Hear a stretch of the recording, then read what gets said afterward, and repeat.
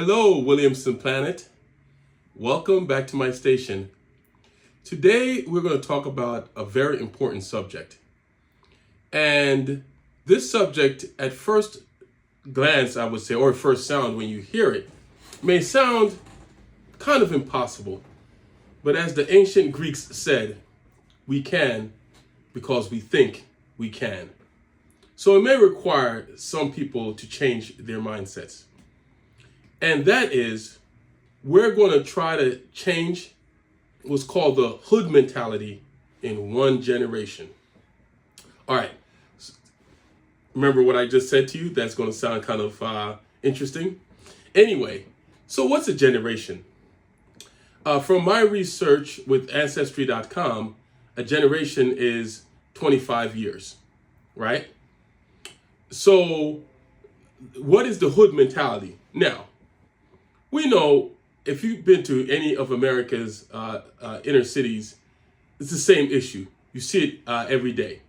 You see where, and it's weird because no matter where you go from Trenton, New Jersey, where I grew up, you go to Philadelphia, you go up to New York City, and the different parts of New York City, Boston, you go over to Chicago, LA, Miami. There's this whole concept of the black man having to act like he's a criminal in order to show his manhood.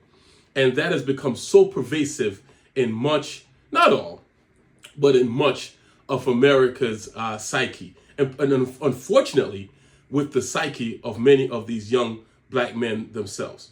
Okay, now, before we talk about the solution, let's actually analyze the problem and the history of it, right? A lot of people don't realize there's a reason why it came to be. It's not just natural. In fact, if you study human development, most of what we consider normal is not just natural.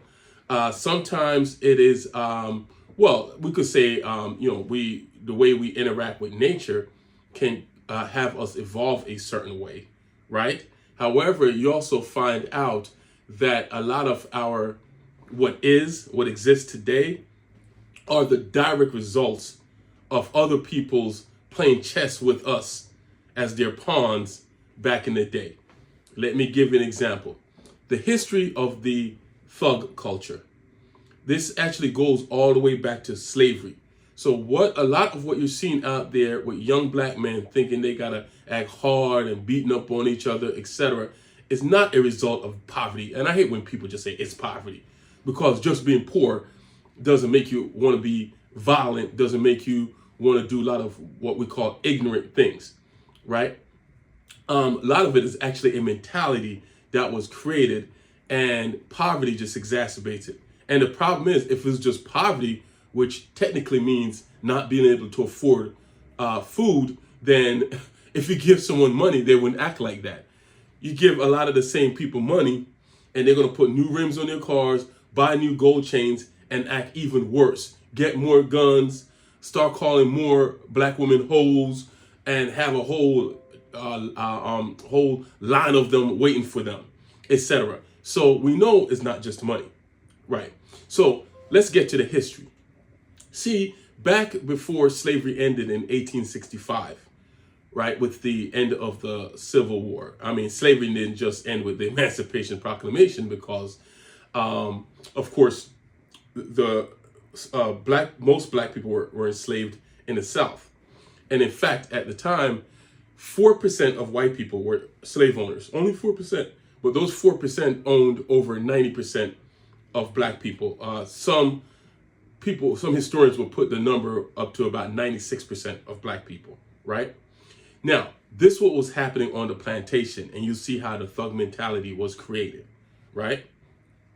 For a typical black person, and we're going to focus on black men, because even though, yes, there are women who are thugs, etc., I'm not being sexist, it's really a male-dominated culture where women play a role, and I will talk about that. But what happened on the plantation is this.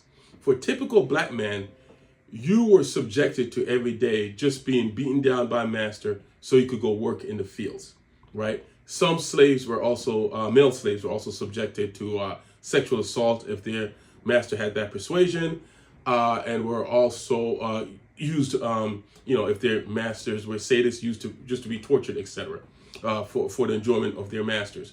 Because slavery wasn't just about work; it was about the total human domination of a person. In fact, in the 1840s, when they had the Irish potato famine, and many white Irish people, even though they weren't considered white at the time, but they certainly weren't considered black or Negro, and can be enslaved. So when a lot of white Irish people ran away from Ireland and came here for a better life, it was actually cheaper to hire them than to maintain a slave.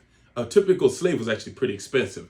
In today's dollars, a typical slave would be worth about $70,000, right? So it's sort of like getting a luxury car. Anyway, so of course that means only a certain part of the market could have afforded them. Now, back to the plantation. So for a typical black man on the plantation, your day was work for the most part, right? The way black men got ahead was just a few different ways. One was kissing up to massa. You had a massa that really liked you, treated you like his pet, whatever. You get in the house and, the massa may like certain skills you have, etc. For many black men, though, this is the way they got ahead. The masters, what was cool for the masters on the weekends was to have your slaves, your toughest, strongest black men, your toughest, strongest slaves fight each other in gladiatorial duels. So the white men would sit there with their fine whiskey and their fine cigars and be like, "Hey, Tom, you think your nigga George is big and bad, but I think my nigga Bob can beat old George. What do you think? Let's bet on it. Let's put this to the test." And then, of course, the other masters will come around. It'll be like how people attend dog fights and some people are in a cockfights and that type of thing, right? So you basically pitch these black men against each other in bare knuckle, sometimes to the death fighting, no holds barred, right? So for a black man who won, you got a lot of good things for your master. The master won the money. He got his ego trip of saying he has the hardest nigga in that region or whatever, right? It's sort of like winning a horse race. You go out to the winner's circle and you get all the glory from that. Well, if George is the hardest Negro out there, the master owns him. He loves that, so he's going to get money from George. He's going to get the notoriety he gets from having the hardest slave, etc. Now, how does he reward George? In many instances, you want to create incentives for your best black man or hardest black man to go out there and win.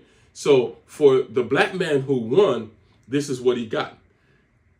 He got to have sex with any other of the black female slaves on the plantation, except for the ones that master kind of kept to himself or didn't want George, his tough slave, to have sex with. Because for the master, when George had sex with these slaves, if the woman got pregnant, it's sort of like breeding. You're getting new slaves with George's DNA, and hopefully his muscle-bound body, etc., if they're male slaves. And they can either work for you on the plantation later on, or you can sell them and make money. So basically, it's like I said, it's like horse breeding. The other thing that George got is he didn't have to work on the plantations as much as the other men. So he could work and stuff like that. But he's your strongest Negro. You want him to be, and I'm sure they use the word nigger a lot. You want him to be, you basically want to protect him to a degree. So of course George, George is not planning to become a doctor or a lawyer, an architect or aeronautical engineer. Oh, I don't know if they had aeronautical engineers back then. That's pre-Wright brothers, but you get the point. So for George, one of the best things can happen to him in his little small world of never leaving master's plantation, except if master allowed him to go into town to buy some sugar or something. The best thing in his world is to become the best black man at beating the hell or killing other black men. Literally, that was his life. And then think about it. if George is getting slightly better treatment when the other slaves are out there working, George is passing by, yo, y'all niggas working the field. I'm fucking bitches all day, nigga. You ever heard anything like that before? You ever heard it in some hip hop music? Not putting down hip hop, but you get the point, right? So that's what George gets. So that creates incentives for George to want to go out there and be the toughest person there. Think of what it does to the other slaves on the plantation. For the other female slaves, if you're nice to George, George is probably going to rape you anyway, but at least for you, maybe George can get you better food for your children or get you even slightly better treatment. So you start kissing up to George.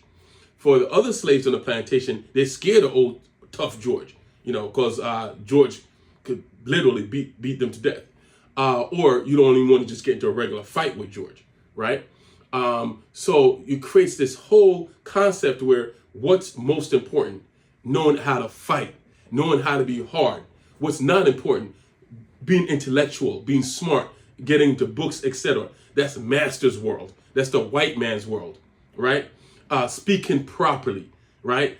We don't see those same things today. How many generations out of slavery are we now? We're like, 7 or 8 generations out of slavery? And you hear the same things today in the inner cities. Where the black man, brothers, the thug brothers, right? And like I said, it's not necessarily the majority of brothers, but there are too many. I mean, put the number between a quarter and a third, right? So out there looking tough, man, going to F somebody up. And at the end of the day, most black men do not commit crime. But too many of us do. And us who grew up like me, who lived in rural Jamaica as a kid, moved to Bermuda for a little less than 2 years, and then pretty much grew up in inner city Trenton, New Jersey, right on Vine Street off of Martin Luther King Boulevard, before I moved over to Carteret Avenue, which is a little bit nicer, but still had its serious issues, etc. Before I went on to college, etc. Right? But you get the point of if that mentality got seared into the black psyche and became normalized. So when slavery ended in 1865, it didn't necessarily go away, right? Most black people stayed on the same plantations as sharecroppers. Fast forward a couple of generations when the white men in the North, and that's going to be another vlog, started when the Great Migration started, and we'll get into that, like I said, in another vlog. Black folks started moving up north to the cities up north or out west to California, out to LA, and places like that. But that same mentality persisted. And for many black people, the mentality of anti-intellectualism, going to college and everything, that's not the most manly thing. But you know how to fight on the streets, etc. To be tough with the body. A lot of that transitioned into the sports culture we see now, where that is what how black men think they're going to get ahead in the inner cities. You get a wicked jump shot, you're best on the football field, etc. So we see the origins of it. Okay, so we're going to end part 1 of this vlog here, and we'll continue with part 2. So thank you for all my subscribers. I appreciate it. And I'd like to end with that saying, we can because we think we can. Thank you.